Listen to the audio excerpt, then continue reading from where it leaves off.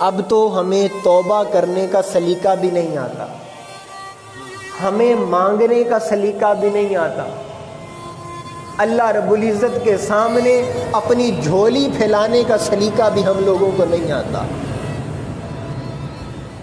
اللہ رب العزت کی بارگاہ میں جب بندہ تائب ہوتا ہے تو دو شرطیں ہیں، توبہ کی دو بنیادی شرطیں ہیں۔ ایک کہ وہ اپنے اس فعل بد سے توبہ کر لے، زانی ہے تو زنا چھوڑ دے، ڈاکو ہے تو ڈاکہ زنی چھوڑ دے، چور ہے تو چوری چھوڑ دے، جھوٹ بولتے کی عادت ہے تو جھوٹ بولنا چھوڑ دے، جو اس کے اندر بد فعلیاں ہیں ان سب کو ترک کر دے، پہلی چیز۔ اور دوسری، پھر اس کے بعد وہ عمل نہ کرنے کا اللہ سے پکا عزم کرے، اور اس کے بعد اپنے عمل کو صالح کر لے، اپنا عمل اچھا کر لے۔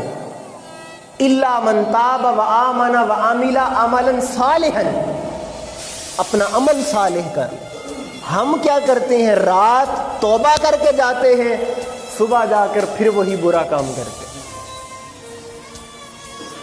رات توبہ کر کے جائیں گے، ادھر جمعے کی نماز میں اللہ سے معافی مانگ کر جائیں گے، گھر جا کر پھر وہی بے حیائی والے معاملات چلیں گے، جھوٹ بولیں گے، ماں باپ کو تنگ کریں گے، لوگوں کا حق ماریں گے، تکلیف دیں گے کسی کو۔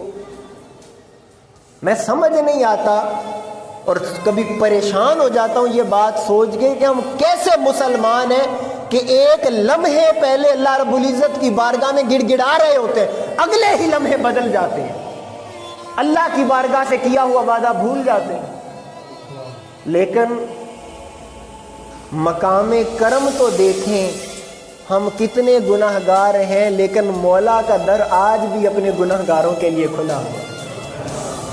وہ کہتا ہے بندے چل کوئی بات نہیں، تو نے میرے سے وعدہ کیا تھا توڑ دیا، چل پھر معافی مانگ لے، پھر میری بارگاہ کی طرف آ جا، مجھ سے رجوع کر لے، معافی مانگ لے۔ بندہ پھر ہاتھ اٹھا لیتا، اے مولا مجھے معاف کر لے، بندہ پھر جا کر بگڑ جاتا ہے۔ اللہ تعالیٰ کی ذات پھر فرماتی ہے چل بندے کوئی بات نہیں، ہے تو میرا ہی بندہ، آجا واپس پلٹا۔ بندہ پھر کوئی شب برات آتی ہے، لیلۃ القدر آتی ہے تو بندہ روتا ہے کہ مولا میں بھٹک گیا تھا، شیطان نے بہکا دیا تھا، اے مولا مجھے معاف کر دے، تیرے سوا میرا ہے کون؟ اگر تیرے در سے مجھے خیرات نہیں ملے گی تو میں کس در پر جا کر اپنے گناہوں کی معافی مانگوں گا؟ کہاں سے خیرات لوں گا؟ میرے مولا مجھے معاف کر دے۔ اللہ فرماتا ہے چل بندے تو گڑ گڑا رہا ہے میری بارگاہ کے اندر، جا تجھے معاف کرتا ہوں، معاف کرتا ہوں تجھے۔ شیطان نے جب بغاوت کا اعلان کیا تو اس نے یہی کہا تھا کہ مالک تو نے اس آدم کی خاطر مجھے جنت سے نکالا ہے، مجھے قیامت تک کی زندگی دے مولا۔ یہ شیطان نے اللہ رب العزت سے زندگی مانگی، مولا قیامت تک کی زندگی دے۔ اے شیطان، اے ابلیس تو کیا کرے گا؟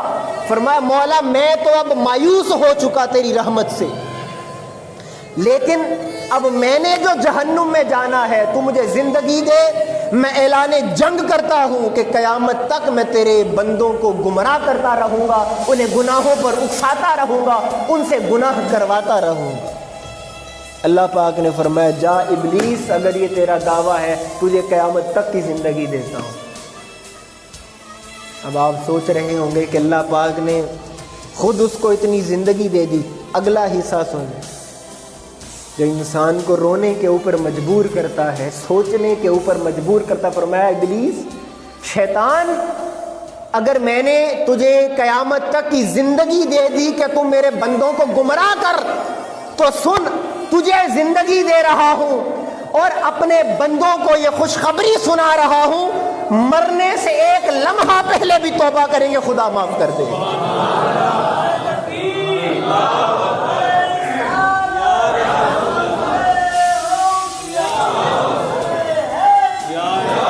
اللہ میرے آقا نے فرمایا، حضرت عبداللہ بن مسعود رضی اللہ تعالیٰ عنہ حدیث پاک راوی ہیں، ابن ماجہ اور بہقی کی حدیث پاک، فرمایا التائب من الذنب کمن لا ذنب لہ۔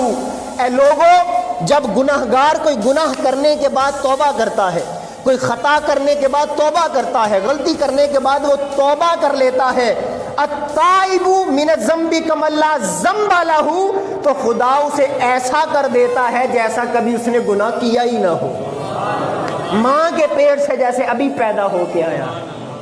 اتنا کریم اللہ ہے ہمارا، اتنا کریم خدا ہے ہمارا، ہم کیسے نادان ہیں، اس رب کو چھوڑ کر ہم بھٹکتے پھرتے، اس رب کی طرف ہم نے کبھی توجہ ہی نہیں کی، مولا سے کبھی وفادار، مولا کا وفادار بننے کا ہم نے سوچا ہی نہیں۔